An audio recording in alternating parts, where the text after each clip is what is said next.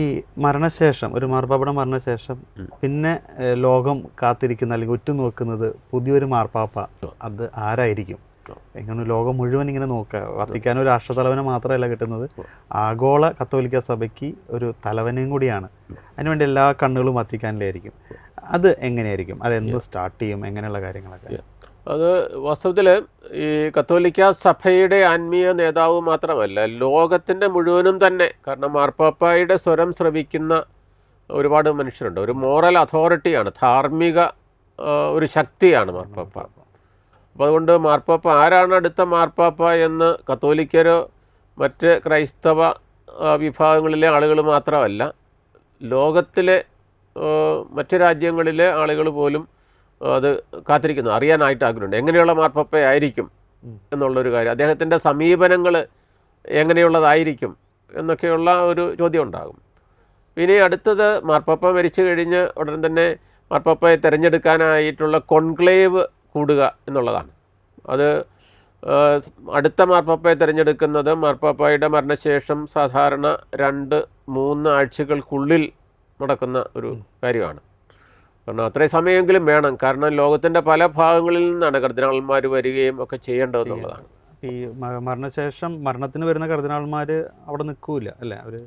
അവർ ചിലരെ നിൽക്കും. പക്ഷേ ഇവർക്കൊക്കെ എന്തെങ്കിലുമൊക്കെ ഓരോ ഉത്തരവാദിത്തങ്ങളുള്ളതാണല്ലോ. നേരത്തെ ഏറ്റിരിക്കുന്ന ഉത്തരവാദിത്തങ്ങളൊക്കെ അവരവിടെ ആ സമയത്ത് അങ്ങനെ കോൺക്ലേവിൽ വരുന്ന ചേരാനും കൂടെ, കോൺക്ലേവ് കഴിഞ്ഞിട്ട് പോകാനും കൂടെയുള്ള ചിലർ കണ്ടേക്കുമായിരിക്കും.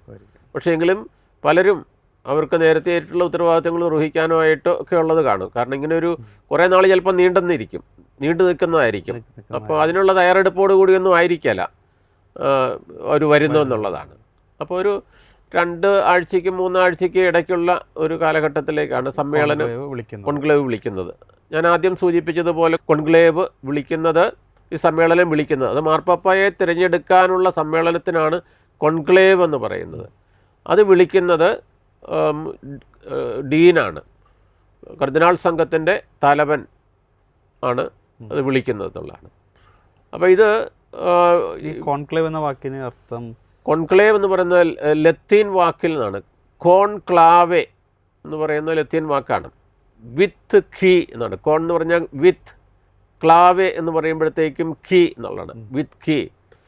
അപ്പോൾ അതായത് പൂട്ടപ്പെട്ട മുറിക്കുള്ളിൽ നടക്കുന്ന സമ്മേളനം എന്നുള്ളതാണ് വാസ്തവത്തിൽ ഇതിൻ്റെ അർത്ഥം എന്ന് പറയുന്നത്. അപ്പം ഒരു സമ്മേളനം നടക്കുന്നത് പൂട്ടപ്പെട്ട മുറിക്കുള്ളിലാണ്, പുറത്തേക്ക് പോകാൻ പറ്റത്തില്ലാത്ത വിധത്തിൽ ഒരു വിഷയമാണ്. അതായത് എന്തിനാണെന്ന് വെച്ച് കഴിഞ്ഞാൽ ഇത് നടക്കുന്നത് സിസ്റ്റൈൻ ചാപ്പലിൽ വെച്ചാണ്. വത്തിക്കാൻ കൊട്ടാരത്തിലെ സിസ്റ്റൈൻ ചാപ്പലിൽ വെച്ചാണ് ഈ കോൺക്ലേവ് നടക്കുന്നതെന്ന് പറയുന്നത്. അപ്പോൾ ഈ കോൺക്ലേവിൻ്റെ അതീവ രഹസ്യം, ഒന്ന് സങ്കീർണമാണ്, അതുപോലെ അതീവ രഹസ്യമുള്ള ഒരു പ്രോസസ്സാണത്. രഹസ്യാത്മക സ്വഭാവമുള്ള ഒരു നടപടിക്രമമാണ്. അപ്പോൾ ഇത് മറ്റ് തെരഞ്ഞെടുപ്പ് പോലെയൊന്നുമല്ല. ചിലരെങ്കിലും തിരിക്കുന്ന മാർപ്പാപ്പയുടെ തെരഞ്ഞെടുപ്പ് എന്നൊക്കെ പറയുന്നത് അതിന് മത്സരം, അതിന് കാൻഡിഡേറ്റ്സ് ഉണ്ടാകും, മത്സരമൊക്കെ ഉണ്ടാകും എന്നൊക്കെയുള്ള ഒരു ധാരണ ചിലർക്കെങ്കിലും ഉണ്ട്. തെറ്റായിട്ടുള്ള ധാരണയാണ്. അപ്പോൾ അങ്ങനെ ഇത് മത്സരം, വോട്ട് പിടിക്കാനോ ഇങ്ങനെയുള്ള ഒന്നും പറ്റുമൊന്നുമില്ല.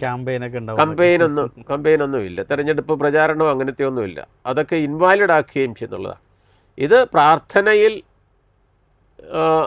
എടുക്കുന്ന ഒരു തീരുമാനമാണ് വാസ്തവത്തിൽ. അതായത് കത്തോലിക്ക സഭ അതിൻ്റെ കർത്താവ് ഉദ്ദേശിച്ചതുപോലെ സഭയെ നയിക്കാനായിട്ട് ഉള്ള ചൈതന്യത്തോടുകൂടി, ചൈതന്യത്തോടുകൂടി നയിക്കാൻ പ്രാപ്തനായിട്ടുള്ള വ്യക്തിയെ തിരഞ്ഞെടുക്കാൻ പരിശുദ്ധാത്മാവിൻ്റെ സഹായം അപേക്ഷിച്ചുകൊണ്ട് പ്രാർത്ഥനയിൽ ചിലവഴിച്ചതിന് ശേഷം നടത്തുന്ന ഒരു കർമ്മമാണ് ഈ തെരഞ്ഞെടുപ്പെന്ന് പറയുന്നത്. അപ്പം തിരഞ്ഞെടുപ്പിനുള്ള തീയതി അവർ കോൺക്ലേവ് കൂടുന്ന തീയതി നിശ്ചയിക്കും എന്നുള്ളതാണ്. അപ്പോൾ ഈ കോൺക്ലേവിൽ പങ്കെടുക്കുന്ന, നമുക്കറിയാവുന്നത്, എല്ലാവർക്കും തന്നെ അറിയാവുന്നതാണ്, 80 വയസ്സിന് താഴെയുള്ള, 80 വയസ്സ് പൂർത്തിയായി കഴിഞ്ഞാൽ പറ്റില്ല. അത് കർദിനാളന്മാരാണ്. 80 വയസ്സിന് താഴെയുള്ള, 80 വയസ്സ് പൂർത്തിയാകാത്ത കർദിനാൾമാർക്ക് മാത്രമേ വോട്ടവകാശം, മാർപ്പാപ്പയെ തിരഞ്ഞെടുക്കാനായിട്ടുള്ള കോൺക്ലേവിൽ പങ്കെടുക്കാനായിട്ട് അവകാശമുള്ളൂ എന്നുള്ളതാണ്. അപ്പം അത് ഇപ്പോഴത്തെ അനുസരിച്ച് അത് 120 പേരെന്നുള്ള ഒരു സംഖ്യ അവരുടെ എണ്ണം നിശ്ചയിച്ചിട്ടുണ്ട്. ഇപ്പോഴത്തേതനുസരിച്ച് 80 വയസ്സിന് മുകളിൽ 120 പേര് കൂടുതൽ പേരുണ്ടാകും. പക്ഷേ എങ്ങനെയെങ്കിലും വത്തിക്കാൻ എങ്ങനെയാണെന്നുള്ളത് അവർ തീരുമാനിക്കും. 80 വയസ്സിന് താഴെ എന്തോ 80 വയസ്സിന് താഴെ 120 കൂടുതൽ ആളുകളുണ്ട്. 120 കൂടുതലുണ്ട്. 130 135 പേരെ ഉണ്ടെന്ന് തോന്നുന്നു. അപ്പോൾ അത് എന്തെങ്കിലും നടപടിക്രമം അവർക്ക് ഉണ്ടാകുമായിരിക്കും അതിനെക്കുറിച്ച്. അപ്പോൾ ഇവരാണ് തിരഞ്ഞെടുക്കുന്നതെന്നുള്ള മാർപ്പാപ്പയെ തിരഞ്ഞെടുക്കുന്നത്. അപ്പം തിരഞ്ഞെടുക്കുന്ന ദിവസം അതും ഒരു പ്രോസസ്സാണ്. തിരഞ്ഞെടുക്കുന്ന ദിവസം ഇവരെന്ത് ചെയ്തെന്ന് വെച്ച് കഴിഞ്ഞാൽ ഇവരെല്ലാവരും കൂടെ കൂടിയിട്ട് സെൻറ്റ് പീറ്റേഴ്സ് ബസിലിക്കയിൽ വിശുദ്ധ ബലിയോടുകൂടിയാണ് ഇതിൻ്റെ കർമ്മം ആരംഭിക്കുന്നത്. അത് കർദിനാൾ സംഘത്തിൻ്റെ ഡീനായിരിക്കും ആ വിശുദ്ധ ബലിയിൽ പ്രധാന കാർമ്മികനായിട്ട് വരുന്നതും അതുപോലെ തന്നെ അവിടെ ഒരു ഹോമിലി സുവിശേഷ പ്രഘോഷണം നടത്തുന്നതും എന്നുള്ളതാണ്. കാരണം ഇതിൻ്റെ വലിയൊരു ഉത്തരവാദിത്വത്തെ സൂചിപ്പിച്ചുകൊണ്ടാണത്. അതായത് തങ്ങളുടെ വലിയൊരു ഉത്തരവാദിത്വം സൂചിപ്പിച്ചുകൊണ്ടും അതോടൊപ്പം തന്നെ എത്ര ഗൗരവത്തോടു കൂടി തന്നെയാണ് ഈ തെരഞ്ഞെടുപ്പ് കാര്യങ്ങളിൽ പങ്കെടുക്കേണ്ടതെന്ന് ഓർമ്മിപ്പിക്കേണ്ടത്. സഭ നേരിടുന്ന പ്രയാസങ്ങളും പ്രശ്നങ്ങളും ഒക്കെ സൂചിപ്പിച്ചുകൊണ്ടുള്ള ഒരു ഹോമിലി ആയിരിക്കും സാധാരണഗതിയിൽ ഒരു പ്രഘോഷണമായിരിക്കും, സുവിശേഷ പ്രഘോഷണമായിരിക്കും നടക്കുക. അപ്പോൾ ഇത് രാവിലെയാണ് നടക്കുന്നത്. അത് കഴിഞ്ഞിട്ട് ഉച്ച കഴിഞ്ഞിട്ട് വത്തിക്കാൻ പാലസിലുള്ള കൊട്ടാരത്തിലുള്ള ഒരു ചാപ്പൽ, സെൻറ്റ് പോൾ വിശുദ്ധ പൗലോസിൻ്റെ നാമധേയത്തിലുള്ളൊരു ചാപ്പലിൽ ഇവർ ഒരുമിച്ച് കൂടുന്നു. ഒരുമിച്ച് കൂടിയിട്ട് ശേഷം അവിടെ നിന്ന് പ്രൊസഷനായിട്ട് പ്രൊസഷൻ എന്താണ് നമ്മൾ മലയാളത്തിൽ പ്രദക്ഷിണമായിട്ട് പരിശുദ്ധാരൂപിയോടുള്ള ഗാനം ആലപിച്ചുകൊണ്ട്, പരിശുദ്ധാരൂപിയുള്ള ഗാനവും സകല വിശുദ്ധന്മാരുടെ ഉത്തിനെയും ആലപിച്ചുകൊണ്ട് ഇവിടെ നിന്നും അവർ സിസ്റ്റൈൻ ചാപ്പലിലേക്ക് പ്രവേശിക്കുകയാണ്.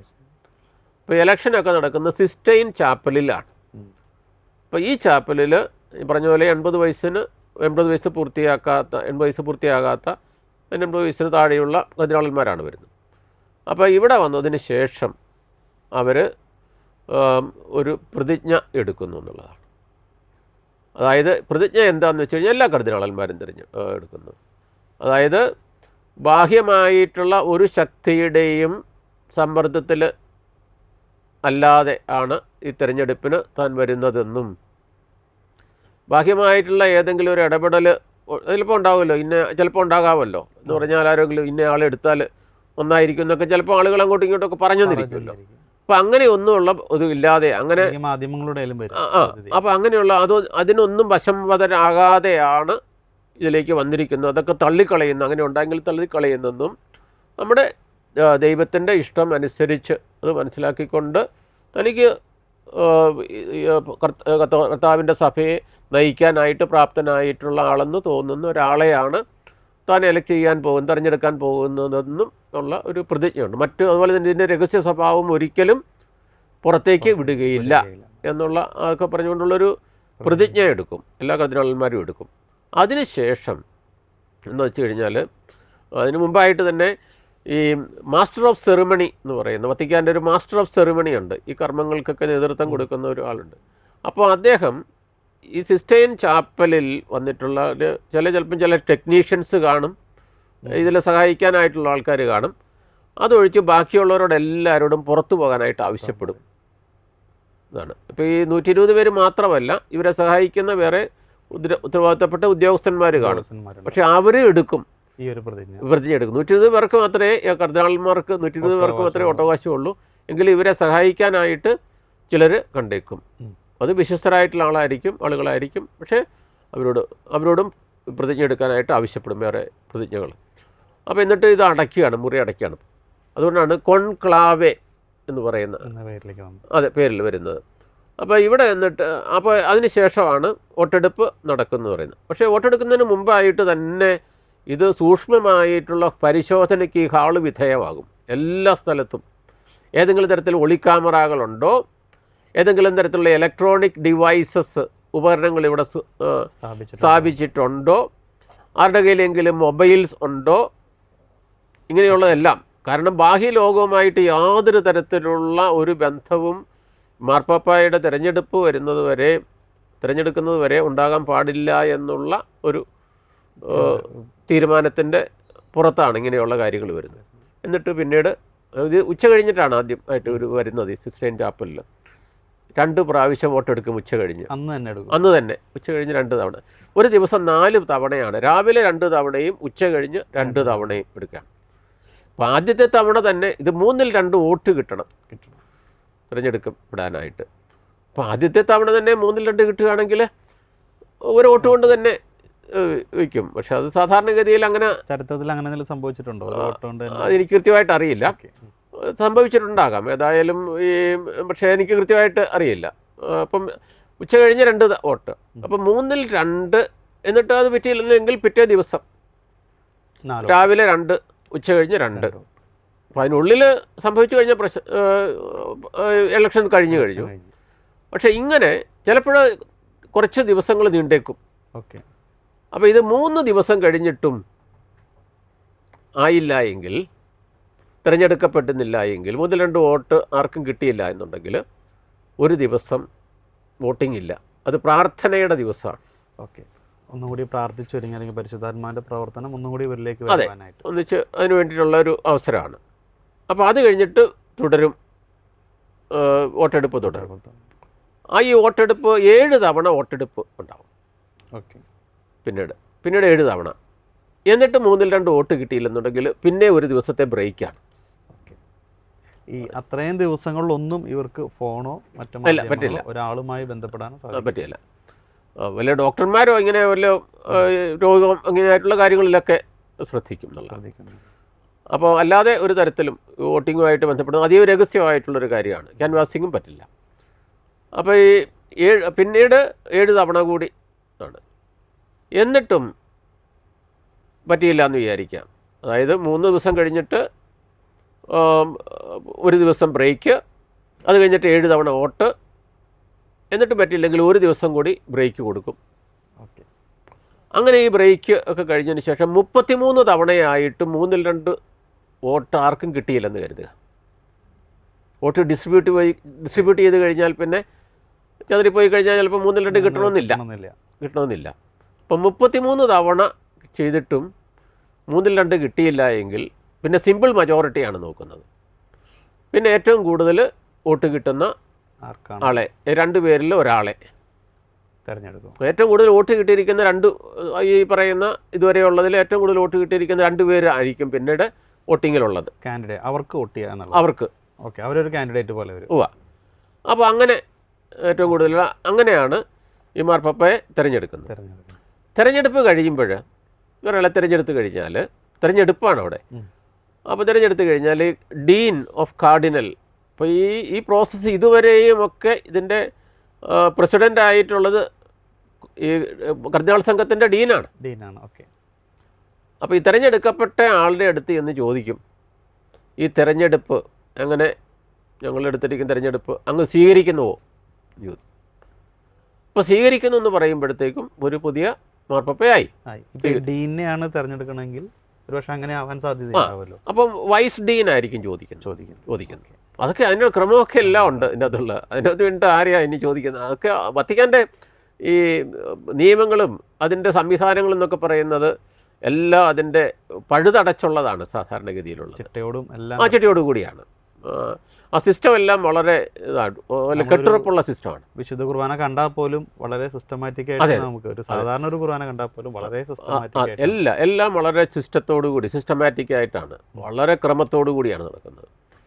അപ്പോൾ ഇവിടെ ഈവൻ പ്രൊസഷനൊക്കെ നോക്കുകയാണെന്നുണ്ടെങ്കിൽ തന്നെ നോക്കുക, വളരെ മനോഹരമായി. അതെ, ഒരു പ്രാർത്ഥന ചൈതന്യത്തോടു കൂടി തന്നെയാണ് അതിലെ മൂവ്മെൻറ്റുകളും എല്ലാം വരുന്നത്.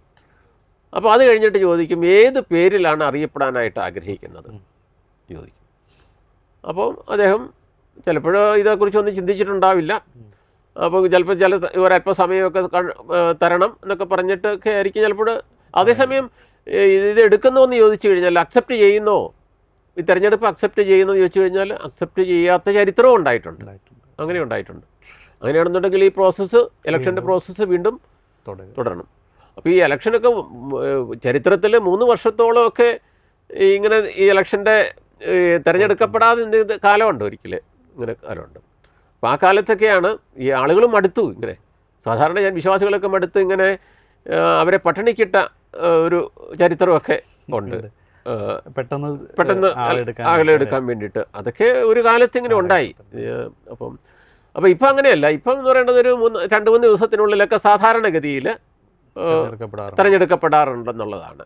അപ്പോൾ ഇങ്ങനെയുള്ള പിന്നെ അത് കഴിഞ്ഞിട്ടുള്ളതാണ്. അപ്പോൾ ഈ നടപടിക്രമങ്ങൾ ആൾ അംഗീകരിക്കുന്നു, പേര് എന്ന് പറയുന്നു. അപ്പോൾ ഈ നടപടിക്രമങ്ങൾ മാസ്റ്റർ ഓഫ് സെറിമണി, ഒരു പേപ്പൽ മാസ്റ്റർ ഓഫ് സെറിമണി ഉണ്ടാവും.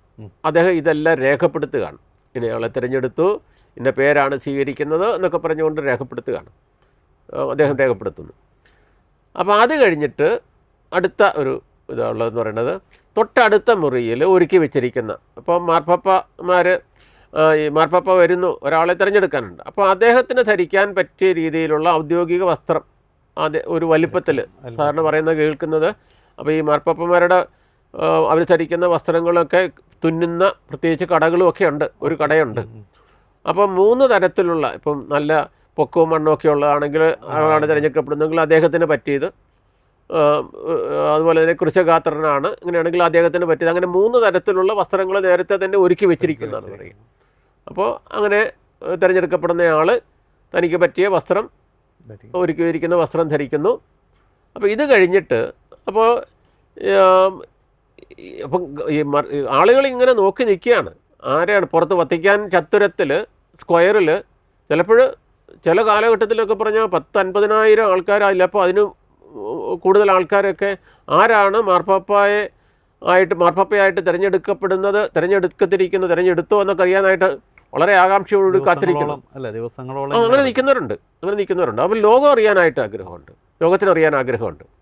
അപ്പോൾ ഇത് തിരഞ്ഞെടുത്തോ ഇല്ലയോ എന്നറിയാൻ വേണ്ടിയിട്ട്, അത് ഞാൻ പറയാൻ വിട്ടുപോയി, ഓരോ പ്രാവശ്യം വോട്ട് കഴിയുമ്പോൾ അതാണ് പ്രധാനപ്പെട്ട ഒരു വിഷയം, കറുത്ത പുകയും ഒരു വെളുത്ത പുകയും. അതെ, കറുത്ത പുകയും. അതായത് ഈ ഹാളിൽ തന്നെ ഒരു സ്റ്റൗ ഉണ്ട്. അപ്പോൾ അവിടെ ഈ ബാലറ്റ് പേപ്പർ, വോട്ടിൻ്റെ ബാലറ്റ് പേപ്പർ കത്തിക്കും എന്നുള്ളതാണ്. സ്റ്റൗവിലൊരു ചിമ്മിനിയുണ്ട്, അതിനോട് ഒരു ചിമ്മിനി ഘടിപ്പിച്ചിരിക്കുകയാണ്. അപ്പോൾ ഇതിൽ വരുന്ന കത്തിക്കുമ്പോഴുണ്ടാകുന്ന ഒരു പുകയുണ്ട്. ഈ പുക ഈ ചിമ്മിനിയിലൂടെ പുറത്തു വരുന്നത് ചത്തുരത്തിലുള്ള ആളുകൾക്ക്, സെൻറ്റ് പീറ്റേഴ്സ് സ്ക്വയറിലുള്ള ആളുകൾക്ക് അത് കാണാനായിട്ട് സാധിക്കും. അത് വ്യക്തമായിട്ട് കാണാനായിട്ട്, അതായത് കറുത്ത പുകയാണ് വന്നതെങ്കിൽ അതിൻ്റെ അർത്ഥം ഈ വോട്ടെടുപ്പിൽ ആരും മാർപ്പാപ്പയായിട്ട് തിരഞ്ഞെടുക്കപ്പെട്ടില്ല. വെളുത്ത പുകയാണ് വരുന്നതെങ്കിൽ, അങ്ങനെ 4 പ്രാവശ്യം ഈ പുകയുണ്ടാകും ഒരു ദിവസത്തിലേ തിരഞ്ഞെടുക്കപ്പെടുന്നില്ലെങ്കിൽ. അപ്പോൾ ഇവരിങ്ങനെ, അവർക്കറിയാം രാവിലെ 2 പ്രാവശ്യം ഈ പുകക്കുടലിലൂടെ പുക വരും, ഉച്ച കഴിഞ്ഞിട്ട് 2 പ്രാവശ്യം വരും. അപ്പോൾ ഇങ്ങനെ എല്ലാവരുടെയും കണ്ണുകൾ ഈ ചിമ്മിനിയുടെ അടുത്താണ്. അപ്പോൾ ഈ കറുത്ത പുക വരത്തക്ക വിധത്തിൽ, അത് പെട്ടെന്ന് പ്രകടമാകത്തക്കത്തില്ല, അതിന് പറ്റുന്ന കറുത്ത പുക വരുന്ന കെമിക്കൽ കൂടി ഇടും. അതിനുള്ളൊരു ഇതോടെ ഇടും. വെളുത്ത പുക മാർപ്പാപ്പയെ തിരഞ്ഞെടുത്തെങ്കിൽ വെളുത്ത പുക വരത്തക്ക ശരിയായിട്ട് കാണത്തക്ക വിധത്തിലുള്ള ഇതോടെ ഇടും. അപ്പോൾ അങ്ങനെയാണ് ഈ പുക വരുന്നത്. എനിക്ക് തോന്നുന്നു കൂടുതൽ ആളുകൾക്കും ഈ ഒരു മാർപ്പാപ്പ തെരഞ്ഞെടുപ്പ് എന്ന് പറയുമ്പോൾ ആദ്യം ചിന്തിക്കുന്ന പെട്ടെന്ന് ഒരു കറുത്ത പുക വെളുത്ത പുക അത്ര അറിയുള്ളൂ എന്നുണ്ട്. ബാക്കി ഇത്രയും കാര്യങ്ങൾ വിശദമായി ഇതിൻ്റെ പിന്നിൽ ഇത്രയും കാര്യങ്ങൾ നടക്കുന്നതെന്ന് ഒരുപാട് ജനങ്ങൾക്ക്, ഒരുപാട് വിശ്വാസികൾക്ക് കൂടുതൽ അറിയില്ല. അപ്പോൾ ഇത് കഴിഞ്ഞിട്ട് മാർപ്പാപ്പയായിട്ട് തിരഞ്ഞെടുക്കപ്പെട്ട ആളത് അംഗീകരിക്കുന്നു, തിരഞ്ഞെടുപ്പ് അംഗീകരിക്കുന്നു. പുതിയ പേര് അദ്ദേഹത്തിന് ഏത് പേരിൽ അറിയപ്പെടണം എന്നുള്ള കാര്യത്തെക്കുറിച്ച് അദ്ദേഹം പറയുന്നു. അപ്പോൾ ഇത് കഴിഞ്ഞിട്ട് അതിനുശേഷമാണോ പുക വരുന്നത്? അല്ല, അതിന് മുമ്പ് ഇതൊക്കെ അംഗീകരിച്ച് കഴിയുമ്പോഴത്തേക്കും പുക വരുന്നു. അല്ലെങ്കിൽ ഒരാൾ പറയുകയാണ് എനിക്ക് പറ്റിയല്ല എന്ന് പറഞ്ഞു കഴിഞ്ഞാൽ പുക വന്നിട്ട് കാര്യമില്ലല്ലോ. അപ്പോൾ ഇതെല്ലാം ഈ പ്രോസസ്സ് എല്ലാം കഴിഞ്ഞ് ഈ പേരും കൂടെ ഒക്കെ കഴിഞ്ഞ ശേഷമാണ് ഇത് വരുന്നത്. അപ്പോൾ അത് കഴിഞ്ഞിട്ട് ഉടനെ തന്നെ ഇപ്പം വെളുത്ത പുക വന്നു കഴിയുമ്പോഴത്തേക്കും ആളുകൾക്ക് വലിയ കയ്യടിയായി. കാരണം ഒരു പുതിയ മാർപ്പാപ്പ വന്നല്ലോ. അപ്പോൾ പിന്നെ അവരുടെ നോട്ടം മുഴുവൻ ഈ പുകക്കുഴലിൻ്റെ അവിടേക്കല്ല, പിന്നെ നോക്കുന്നത് വത്തിക്കാൻ സെൻറ്റ് പീറ്റേഴ്സ് ബസിലിക്കയുടെ മട്ടുപ്പാവിലേക്കാണ് നോക്കുന്നത്, അതിൻ്റെ ബാൽക്കണിയിലേക്കാണ് വരുന്നത്. അപ്പം മാർപ്പാപ്പ വരുന്നതിന്, പുതിയതായിട്ട് തിരഞ്ഞെടുക്കുന്ന മാർപ്പാപ്പയെ കാണാനായിട്ടാണ് വരുന്നത്. പക്ഷേ മാർപ്പാപ്പ വരുന്നതിന് മുമ്പായിട്ട് ഒരു കർദിനാളാണ് ഇവിടെ പ്രത്യക്ഷപ്പെടുന്നത്. അപ്പോൾ അദ്ദേഹം അവിടെ വന്നിട്ട് ഒരു ചെറിയ ഇതുണ്ട്. അപ്പോൾ അദ്ദേഹം പ്രത്യക്ഷപ്പെടുമ്പം തന്നെ ആളുകൾ, അദ്ദേഹം മാർപ്പാപ്പയല്ലെന്നുള്ളത് അറിയാം, കാരണം അവിടെ ചടങ്ങിൻ്റെ ആദ്യത്തെ പടി ഒരാൾ വന്ന് അനൗൺസ് ചെയ്യുക എന്നുള്ളതാണ്. അപ്പോൾ അവർ ലോകത്തിന് മുഴുവൻ ഒരു സന്തോഷം നൽകുന്ന, സഭയ്ക്ക് നൽകുന്ന ഒരു സന്തോഷ വാർത്ത, ഹബേമുസ് പാപ്പാം എന്ന് പറയും, ലത്തിനിലാണ്. വി ഹാവ് എ പോപ്പ് എന്ന് പറയും. നമുക്കൊരു പോപ്പിനെ കിട്ടിയിരിക്കുന്നു, നമുക്ക് ലഭിച്ചിരിക്കുന്നു എന്ന് പറയും. അപ്പോൾ അത് കഴിഞ്ഞിട്ട് അദ്ദേഹം ഏത് രാജ്യക്കാരനാണ്, അദ്ദേഹത്തിൻ്റെ പേരെന്താണ്, അദ്ദേഹം ഏത് പേരിലാണ് അറിയപ്പെടുന്നത്, ഇത്രയും പറയുള്ളൂ. വലിയ ഇതൊന്നുമില്ല, ഇത്രയും പറയും. ഇത് കഴിഞ്ഞിട്ട് അദ്ദേഹം പിൻവാങ്ങും. അത് കഴിഞ്ഞ് ഏതാനും നിമിഷങ്ങൾക്കുള്ളിൽ മാർപ്പാപ്പ ഔദ്യോഗിക വസ്ത്രമൊക്കെ ധരിച്ച് മട്ടുപ്പാവിൽ ബാൽക്കണിയിൽ പ്രത്യക്ഷപ്പെടുകയാണ്. അങ്ങനെ പ്രത്യക്ഷപ്പെടുമ്പോഴത്തേക്കും ആളുകളെല്ലാം കൈയടിക്കും. അപ്പോൾ അദ്ദേഹം എന്താണ് ലോകത്തിനും സിറ്റിക്കും ഒരു ആശീർവാദം കൊടുക്കുന്നു ആയിട്ട്. എന്നിട്ട് അദ്ദേഹം ഇപ്പോഴത്തെ മാർപ്പാപ്പ ആണ്, അദ്ദേഹം തനിക്ക് വേണ്ടിയിട്ട് പ്രാർത്ഥിക്കണമെന്നൊക്കെ പറഞ്ഞുകൊണ്ട് ഒരു ചെറിയ പ്രസംഗം നടത്തുന്നു. ഫ്രാൻസിസ് മാർപ്പാപ്പ അങ്ങനെ ചെയ്തു. അങ്ങനെയാണ് അത് എനിക്ക് തോന്നുന്നു അത് അങ്ങനെ സ്ഥിരം നടക്കുന്ന പ്രോട്ടോകോളിൽ നിന്ന് വ്യത്യസ്തമായിട്ട് ജനങ്ങളെ ആ ഫസ്റ്റ് ഡേ തന്നെ ഒരു ആവേശത്തിലേക്ക്. തീർച്ചയായിട്ടും മാർപ്പാപ്പ ജനത്തിന് വേണ്ടി പ്രാർത്ഥിക്കുന്നതോടൊപ്പം തന്നെ മാർപ്പാപ്പയ്ക്ക് വേണ്ടിയിട്ട് പ്രാർത്ഥിക്കണം എന്നുള്ളതാണ്. എന്നെ ആശീർവദിക്കണം എന്നുകൂടി അദ്ദേഹം പറഞ്ഞെന്നാണ് എൻ്റെ അറിവ്. ആശീർവാദം ഞാൻ നിങ്ങൾക്ക് നൽകാൻ പോകുന്നു എന്നും അദ്ദേഹം പറഞ്ഞതിന് ശേഷം പെട്ടെന്നൊന്ന് ചിന്തിച്ചിട്ട് നിങ്ങൾ ആദ്യം എനിക്ക് വേണ്ടി ഒന്ന് പ്രാർത്ഥിക്കുന്നു തല കുനിച്ചു എന്ന് പറഞ്ഞു. അത് ജനങ്ങളിൽ വളരെയധികം ഒരു വിശ്വാസം, ഒരു എന്താ പറയുക, ഒരു പ്രതീക്ഷിക്കാത്ത കാര്യം മാർപ്പാപ്പയിൽ നിന്ന്. തീർച്ചയായിട്ടും. കാരണം ഈ ഇടയന്മാർക്ക് തീർച്ചയായിട്ടും ആടുകളുടെ സപ്പോർട്ട്, അവരുടെ ശുശ്രൂഷ ഭംഗിയായിട്ട് നിർവഹിക്കാൻ തക്ക വിധത്തിലുള്ള കോഓപ്പറേഷൻ, സഹകരണം, അതുപോലെ തന്നെ പ്രാർത്ഥന, ഇതൊക്കെ ഏറ്റവും ആവശ്യമായിട്ടുള്ളൊരു കാര്യമാണ്. അപ്പം അങ്ങനെ ഒരു ചെറിയ, ഒരുപാട് ദീർഘിക്കാത്ത ഒരു ചെറിയ ഏതാനും വാക്കുകൾ പറഞ്ഞിട്ട് അദ്ദേഹം പിൻവാങ്ങുകയാണ്. ഇങ്ങനെയാണ് പിന്നെ പുതിയ ഭരണ സംവിധാനം പുതിയ മാർപ്പാപ്പയുടെ കീഴിൽ വരികയാണ്. ഇങ്ങനെയാണ് ഇതിൻ്റെ. എന്തായാലും ഈ ഒരു വിഷയത്തിൽ നമ്മളിപ്പോൾ ഈ ഒരു ചർച്ച ചെയ്യാൻ തന്നെ കാരണം പലപ്പോഴും പല രീതിയിലുള്ള തെറ്റായ കാര്യങ്ങൾ അല്ലെങ്കിൽ തെറ്റായ എന്താ പറയുക ഇൻഫോർമേഷൻസ് സഭയുമായി ബന്ധപ്പെട്ട കാര്യങ്ങൾ പലരും വഴി കിട്ടുന്നുണ്ട്.